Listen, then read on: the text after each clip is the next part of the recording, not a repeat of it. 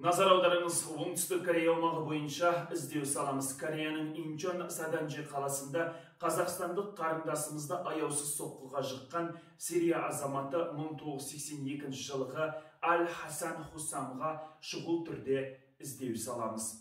Хусам қазақстандық 1994 жылғы қарындасымызбен бірге достарымен болған отырыстан қайтқан бойда көлікке отырған қарындасымызды аяусыз шашынан ұстап, басынан бірнеше рет көліктің терезесіне ұрған.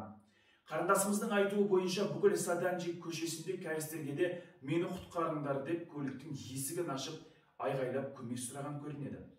Өзге елде жерлесімізге көмек қолын созған тағы бір заңсыз мигрант жәбірленушіні көліктен шығарып алып, бірден полицияға хабар берген. Ал бізге қоңырау шалып көмек сұраған қарындасымыз болған оқиғаны баяндап берді. Қазіргі таңда Корея көмек заңгерлері қарындасымызбен жұмыс істеп жатыр. Кәріс жерінде заңсыз еңбек еткен қарындасымыздың заң алдындағы құқықтарын тікелей Корея көмек бақылауға алды. Жәбірленуші Қазақстанға депортация жасалмайды. Ал полиция келгенге дейін оқиға орнынан қашып кеткен Сирия азаматын Инчон қалалық полиция департаменті іздестіріп жатыр. Сонымен қатар бүкіл Корея еліндегі косок тораларда Аль-Хасан Хусамның фотолары жіберілді. Қаракөз қарындасымызды таяқтың астына алған азаматтың өмірі бізге де қызық болды. Жедел тексеру барысында Сирия азаматы Хусам Кореяда босқын мәртебесін ала алмай жүргені, 3 рет заң бұзушылықтар жасағаны анықталды.